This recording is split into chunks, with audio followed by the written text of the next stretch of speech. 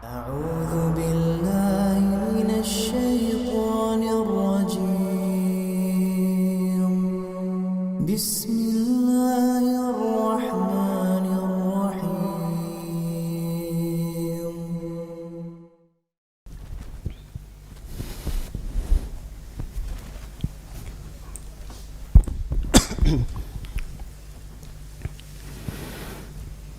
Assalamualaikum warahmatullahi wabarakatuh. Alhamdulillahi ala ihsani wa syukru lahu ala taufiqihi wa amtinani wa ashhadu an la ilaha illallah wahdahu la syarika la ta'ziman li sya'nih wa ashhadu anna Muhammadan 'abduhu wa rasuluhu ad-da'i ila ridwanih wa sallallahu ala nabiyyina Muhammadin wa ala alihi wa ashabihi wa ikhwani. Masyiral muslimin dan muslimat, jamaah salat khusuf, jamaah salat gerhana yang semoga kita selalu dalam lindungan dan penjagaan Allah Subhanahu wa taala. Pernah fenomena yang sama terjadi di zaman Nabi sallallahu alaihi wasallam berupa gerhana matahari. Lalu Rasul sallallahu alaihi wasallam memerintahkan para sahabat untuk keluar rumah dan mendirikan salat gerhana. Lalu setelah selesai salat, Rasul sallallahu alaihi wasallam berkhutbah yang isi dari khutbah beliau sangatlah singkat, tapi tentu mengandung makna dan nilai yang sangat luas. Isi daripada khutbah Rasul sallallahu alaihi wasallam yang diriwayatkan oleh Aisyah radhiyallahu taala anha adalah yang berbunyi, Inna syamsa wal qamara ayatani min ayatillah yukhawwifu bihima ibadah la yakhsifani limauti ahadin wala lihayatih fa idza raaitum dzalik fad'ullaha wa kabbiruh wa sallu wa tasaddaqu. Diriwayatkan oleh Al-Imam Bukhari. Yang artinya, kata Rasulullah sallallahu alaihi wasallam, isi dari khutbah itu adalah sesungguhnya matahari, bulan adalah salah satu dari sekian tanda-tanda kebesaran Allah Subhanahu wa taala. Yang keduanya maksudnya matahari dan bulan, Allah Subhanahu wa taala ingin menakut-nakuti hamba-hambanya dengan keduanya tersebut. La yakhsifani limauti ahadin wala lihayati. Kata Rasulullah, gerhana itu tidak terjadi karena adanya yang lahir atau karena adanya yang wafat. Fa iza raaitum zalik, jika kalian menyaksikan dengan mata kepala kalian terjadinya fenomena gerhana matahari tersebut, apa perintah Rasulullah sallallahu alaihi wasallam? Fad'ullaha, perbanyaklah berdoa kepada Allah. Wa kabbiru, bertakbirlah. Perbanyaklah zikir, istighfar, tahlil, apa saja zikir-zikir yang bisa kita lakukan. Perbanyak itu, kata Rasulullah sallallahu alaihi wasallam. Wa sallu, dan dirikan salat seperti apa yang telah kita lakukan tadi. Wa tasaddaqu, dan perbanyaklah sedekah. Dari khutbah yang singkat ini, maka Rasul sallallahu alaihi wasallam mengajarkan kepada kita ada 4 sikap yang hendaknya kita lakukan tatkala kita melihat fenomena gerhana terjadi di depan kita. Sikap yang pertama, sesuai dengan hadis Rasul sallallahu alaihi wasallam dalam khutbah ini, Inna syamsa wal qamara ayatani min ayatillah. Sesungguhnya matahari dan bulan adalah merupakan tanda kekuasaan Allah Subhanahu wa taala. Dari potongan hadis ini dapat kita ambil sikap, yaitu mari kita bersama merenungi, memahami, mentadabburi ayat-ayat Allah Subhanahu wa taala yang ada di alam jagat ini. Kita tahu bahwa ayat Allah terbagi dua. Ada ayat syar'iyyah, ayat yang sering kita baca di dalam Al-Quran, itu disebut dengan ayat syar'iyyah, yang hendaknya kita pelajari, yang hendaknya kita pahami. Sama begitu juga ada ayat yang kedua yang dimiliki oleh Allah, al-ayatu qauniyah, ayat-ayat Allah Subhanahu wa taala yang bisa kita saksikan dengan mata kepala kita. Dan ini juga perlu untuk kita tadabburi, dan perlu untuk kita hayati, perlu kita cermati, dan perlu untuk kita ambil pelajaran. Betapa banyak manusia memahami bahwa matahari dan bulan adalah suatu fenomena alam yang terjadi. Di pagi hari akan terbit matahari, di sore hari akan tenggelam matahari tersebut. dan terus berulang-ulang disaksikan, seakan-akan itu adalah peristiwa biasa, seakan-akan tidak ada nikmat Allah di sana, seakan-akan kita tidak pernah mengambil manfaat besar dari matahari yang diterbitkan oleh Allah Subhanahu wa taala, dari bulan yang Allah terbitkan di malam hari. Seakan-akan itu sudah merupakan kewajiban Allah. Ini yang bahaya. Seakan-akan itu adalah kewajiban Allah. Pagi hari harus terbit matahari, sore hari harus tenggelam matahari.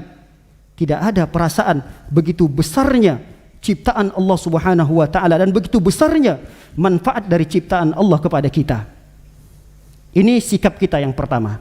Sikap kita yang kedua, tatkala kita melihat fenomena gerhana matahari ini adalah, mari kita tumbuhkan rasa takut kita kepada Allah Subhanahu wa taala saat terjadinya gerhana matahari ini. Makanya dalam hadis tadi disebutkan oleh Rasulullah SAW, yukhawwifu bihima ibadahu. Sesungguhnya Allah menjadikan adanya gerhana matahari atau gerhana bulan untuk menakut-nakuti hamba-hambanya. Tapi di zaman kita terbalik. Kebanyakan kaum muslimin tidak memahami itu. Malah dia senang, bergembira, bahkan mengambil momen untuk memoto, bahkan selfie, dan menjadikan itu adalah suatu yang menghibur dan bergembira. Tidak sedikit yang tertawa senang melihat kejadian-kejadian tersebut. Padahal kalau kita lihat apa yang dilakukan oleh Rasul Nabi kita sallallahu alaihi wasallam ketika terjadi gerhana matahari pada zaman beliau, Rasul sallallahu alaihi wasallam dan para sahabat begitu ketakutan.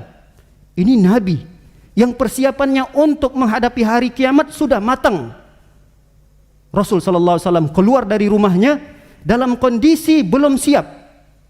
Bahkan dalam riwayat dijelaskan, beliau, biasa orang Arab menggunakan dua pakaian, pakaian bawah dan pakaian atas. Pakaian bawah disebut dengan izar, sarung kalau kita. Pakaian bawah disebut dengan rida, yaitu selempang kain yang biasa dibalutkan seperti pakaian umroh. Itu biasa digunakan oleh orang Arab. Nah, ketika Rasul sallallahu alaihi wasallam mendapat kabar terjadinya gerhana matahari, beliau memang pakaian di rumah, tidak siap ketika itu mengambil pakaian bagian atas, belum siap beliau pakai.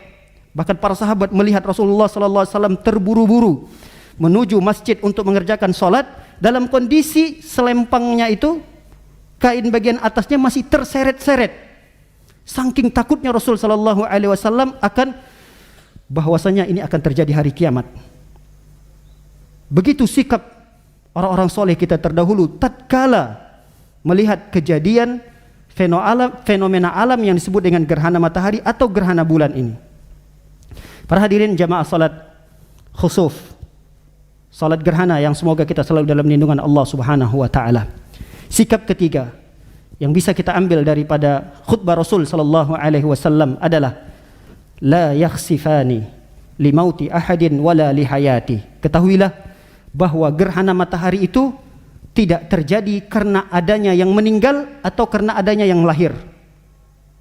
Dan ini sekaligus memberikan pelajaran kepada kita. Tidak ada hubungannya gerhana matahari dengan lahirnya seseorang atau wafatnya seseorang.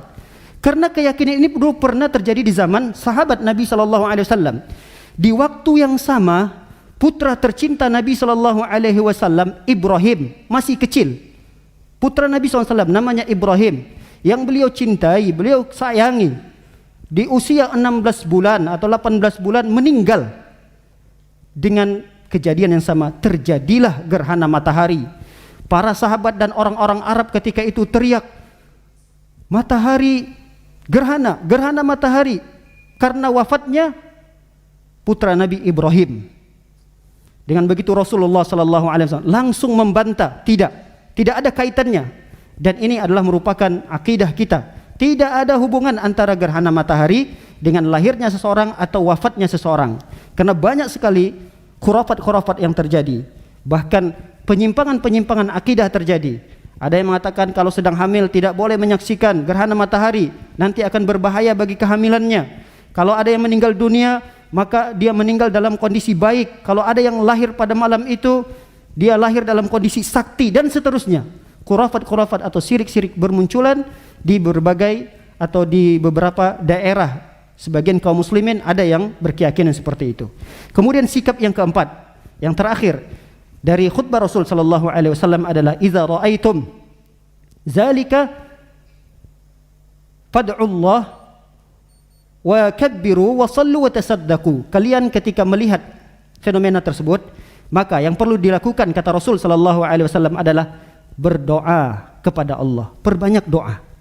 Kemudian bertakbir, salat dan bersedekah. Intinya adalah segera bertaubat kepada Allah. Boleh kita takut, tapi takutnya harus diarahkan untuk menenangkan hati kita, untuk meringankan rasa takut itu, seperti yang dilakukan oleh Rasul sallallahu alaihi wasallam, bersegera untuk mengerjakan salat, berzikir, berbanyak istighfar, lalu keluarkan sebagian harta kita untuk kita sedekahkan. Inilah cara kita untuk menghilangkan rasa takut. Karena dengan berzikir kepada Allah Subhanahu wa taala akan tenang kembali, akan tentram kembali hati kita. Jangan dibalik, ketika kita merasa takut malah kita bersembunyi di rumah dan tidak beribadah kepada Allah Subhanahu wa taala. Segera bertaubat. Segera bertaubat, segera perbaiki kualitas ibadah kita kepada Allah Subhanahu wa taala, dan kita merasa takut dengan berkeyakinan jangan-jangan besok saya tidak akan bertemu lagi dengan teman-teman yang lain. Jangan-jangan besok saya tidak lagi bisa bertaubat dan beribadah kepada Allah Subhanahu wa taala. Oleh karena itu, kita akan maksimalkan, kita akan memperbaiki cara kita beribadah kepada Allah Subhanahu wa taala tatkala kita menyaksikan fenomena ini. Demikian khutbah yang singkat ini, semoga kita bisa mengambil pelajaran dan semoga Allah Subhanahu wa taala memberikan keistiqomahan kepada kita, memberikan kita hamba-hamba Allah Subhanahu wa taala yang selalu beribadah kepadanya dan wafat dalam kondisi beribadah kepada Allah Subhanahu wa taala. Allahumma fir lil muslimina wal muslimat wal mu'minina wal mu'minat al ahya'i minhum wal amwat bi rahmatika ya arhamar rahimin.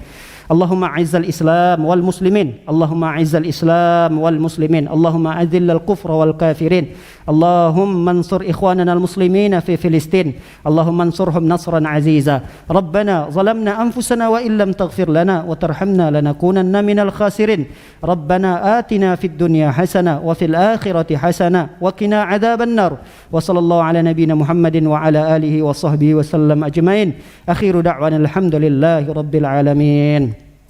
Assalamualaikum warahmatullahi wabarakatuh.